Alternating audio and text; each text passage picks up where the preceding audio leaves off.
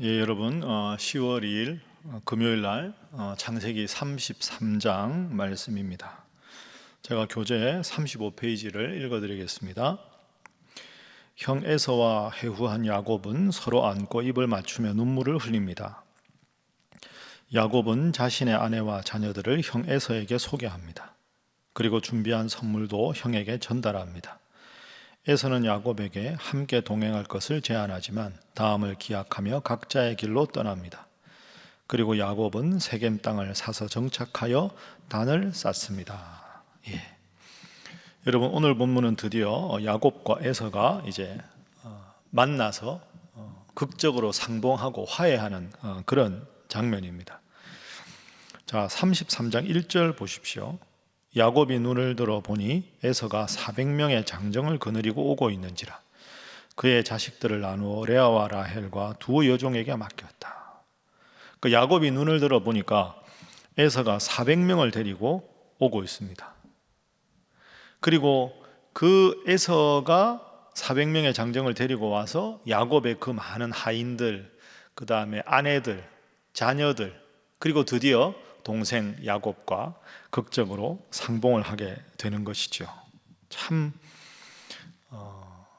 야곱 입장에서는 평생의 마음의 무거운 돌이 이제 치워지는, 형과 화해했으니까요. 그런 아주 아름다운 그런 장면입니다. 자, 그런데 여러분, 한번 우리가 어제 읽은 말씀 생각해 보십시오. 32장에 야곱이 얼마나 힘들어 했습니까? 야, 형을 만났는데 형이 나에게 과거에 장자가 받을 축복권을 가로챘다고 나에게 안갚음을 하면 어떡하나, 보복을 하면 어떡하나, 얼마나 긴장을 많이 했을까요? 그래서 어제 읽은 말씀 기억나시죠? 24절이 야곱의 홀로 남았다. 홀로 남아서 어떻게 해야 되나, 어떻게 형을 봐야 되나. 그런데 하나님의 사자가 나타나서 야곱과 함께하고 야곱의 이름을 바꾸어 줬습니다. 그리고 오늘 형을 만나서 화해하는 것이죠. 그래서 여러분, 32장 마지막 부분과 33장 연결해서 첫 번째 교훈은 하나님과의 관계가 회복되어야 사람과의 관계도 회복된다 하는 것입니다.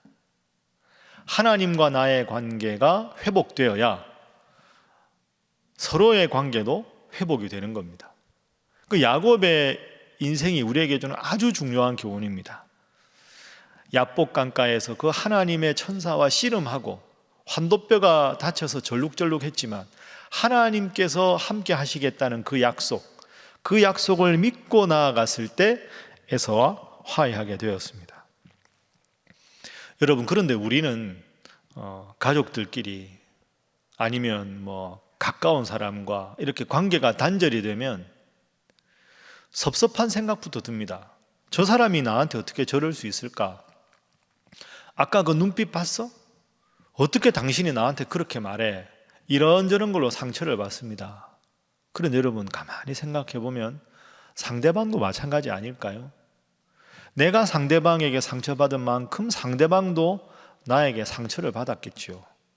그럼 어떻게 하면 관계가 회복될까요? 그 사람에 대해서 섭섭한 거 생각하기 전에 하나님 앞에 조용히 기도하는 겁니다. 하나님, 제가 뭘 잘못했는지 제 부족함을 먼저 깨닫게 해주십시오. 그러면 상대방을 향해 섭섭한 마음만 들던 내 마음속에 내가 부족했구나, 내가 아까 그렇게 말하는 것이 아니었는데 해서 하나님께서 주신 지혜로 상대방의 마음을 내가 받아들일 수 있는 내 마음이 여유가 생겨나는 거죠. 그래서 그 마음으로 상대방에게 용서를 구할 수도 있고 대화할 수도 있는 겁니다.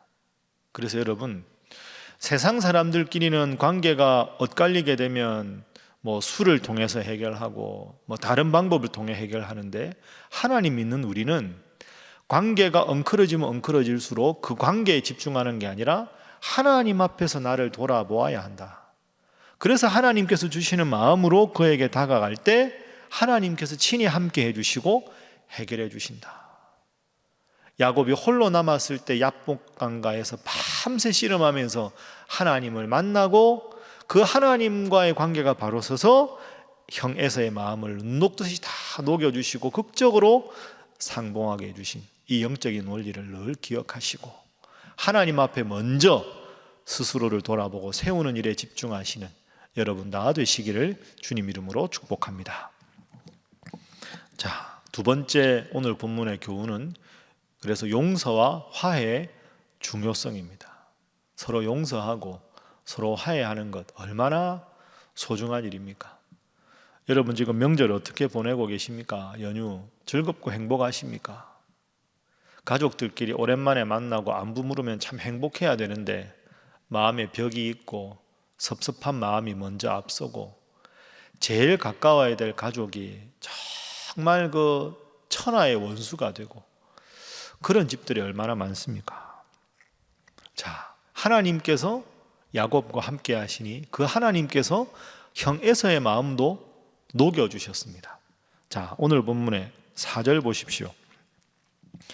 에서가 달려와서 그를 맞이하여 안고 목을 어긋 맞추어 그와 입 맞추고 서로 우니라. 여러분, 에서가 이런 사람이 아닙니다. 야곱이 자신이 받을 장자의 축복권을 가로채고 했을 때 동생을 죽이고자 했던 사람입니다. 그런데 하나님께서 에서의 마음을 만져주시니까 에서가 달려왔다. 반갑다는 거죠. 달려왔다. 3절에. 그리고 4절에 맞이하여 안고 목을 어긋 맞추어 그와 입 맞추고 서로 울었다. 참 아름다운 장면 아닙니까? 용서와 화해의 태도. 그리고 에서가 이 야곱을 동생을 사무치게 그리워한 그 그리움을 표현합니다. 자, 12절 보십시오. 11절부터 보겠습니다. 야곱이 하나님이 내게 은혜를 베푸셨습니다. 12절에 말합니다. 에서가 이르되 우리가 떠나자 내가 너와 동행하리라. 내가 너와 동행하리라 하는 말을 원문으로 보면 내가 너의 앞잡이가 되겠다. 내가 이제 너의 길을 인도해 주겠다. 어려운 일이 있으면 다 내가 극복할 수 있도록 도와주겠다. 에서가 이렇게 변했습니다. 여러분 어떻게 보십니까? 우리는 항상 야곱 중심으로 성경을 바라보았는데 하나님이 물론 에서의 마음을 만져주셨지만 에서가 멋지지 않습니까? 달려와서 동생에게 아무 과거를 묻지 않고 입을 맞추고 함께 부둥켜 안고 울고 그리고 내가 이제 동생 당신의 앞길을 책임지겠다. 어떻게 보면 야곱은 하나님과의 관계는 회복되었지만 형과의 관계 회복에는 조금 소극적인데 에서는 달려오고 입을 맞추고 부둥켜 안고 울고 내가 선두에 서서 너의 길을 안내하겠다. 참 멋진 장면이고 대범한 에서의 그 기계가 잘 드러납니다. 여러분, 먼저 화해를 청하고 먼저 용서를 구하는 사람이 정말로 용기 있는 사람, 정말로 훌륭한 신앙인 아니겠습니까? 이것 때문에 용서가 안 되고 저것 때문에 화해가 안 되는 게 아니라 그럼에도 불구하고 용서하고 그럼에도 불구하고 화해하고. 왜? 하나님께서 이미 내 마음속에 그런 마음을 주셨으니까. 여러분 이 세상 속에 살아가실 때 하나님과의 관계가 바로 서고 그리고 하나님께서 우리를 정말로 사랑하셔서 독생자 예수님 보내셔서 나를 구원해 주셨는데 그 사랑 생각하면 내가 용서 못할 사람이 누가 있습니까? 화해 못할 관계가 어디 있습니까? 그렇지 않습니까? 정말로 주님의 사랑을 깊이 느끼면 용서 못할 사람이 어디 있고 화해 못할 사람이 어디 있습니까? 용서하고 화해하고 한평생인데 마음에 분을 품고 원망을 품고 사는 것이 얼마나 하나님 앞에 부끄럽습니까? 여러분 잘 스스로 돌아보시고 용서하는 분, 화해하는 분 되시기를 주님 이름으로 축복합니다. 자, 세 번째 오늘 본문의 교훈입니다. 철저하게 하나님의 뜻으로만 살게 하소서 하는 겁니다. 철저하게 하나님의 뜻으로만 사는 인생, 그런 인생이 필요합니다. 자, 33장 여러분 17절 한번 보겠습니다. 자, 16절에 보면 에서는 자기가 원래 살던 곳이 세일산이지요. 세일산으로 돌아가고 야곱은 숫곳에 이르러 자기를 위하여 집을 짓고 그의 가축을 위하여 우릿간을 지었으므로 그 땅 이름을 숫곳이라 부르더라. 여러분, 스쳐 지나가기 쉬운데 이게 아주 중요합니다. 야곱이 머문 곳이 어디라고요? 숫곳이라고. 자기를 위하여 집을 지었다. 여러분, 자기를 위하여 집을 지었다는 이 집은 이동식 텐트가 아닙니다. 우리로 말하면 이곳에 정착하기 위해서 튼튼하게 지은 집을 말합니다. 이게 야곱의 실수입니다, 여러분. 하나님께서 지금 야곱에게 머물라고 명령하신 곳은 숫곳이 아닙니다.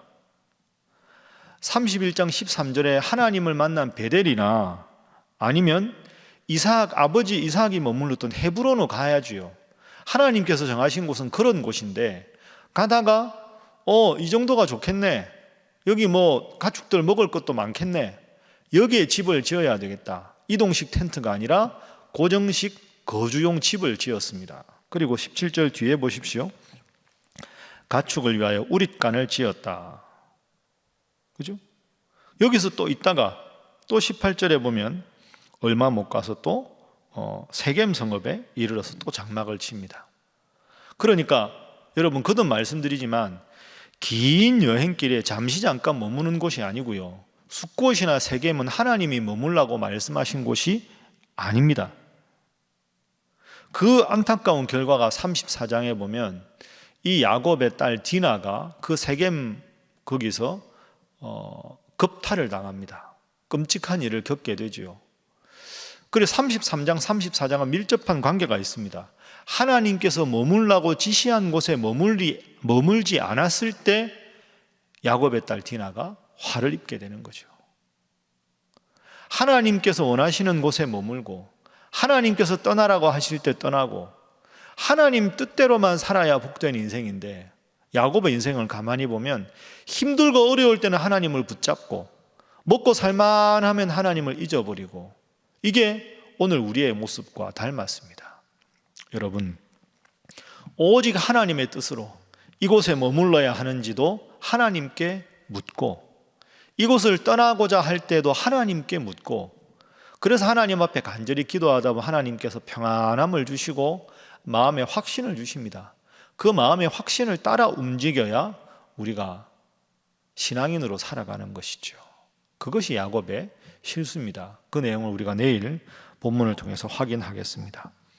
자, 기도 제목입니다. 늘 오직 하나님과의 관계에 먼저 집중하고 하나님께서 주시는 마음으로 내가 내 마음속에 분을 품지 말고 용서하는 사람, 화해하는 사람 되고, 모든 일에 기도하고 하나님 확신과 평안을 주시면 그 하나님 뜻대로만 움직여 나가시는 여러분 다 되시기를 기도하시고, 특별히 지금도 마음에 소원한 관계, 단절된 관계에 있는 분들 하나님께서 나에게 용서의 마음 주시고 사랑의 마음 주셔서 주님 나를 사랑하신 그 사랑으로 사랑하게 하옵소서. 그렇게 위해서 다 함께 주님 앞에 기도하겠습니다.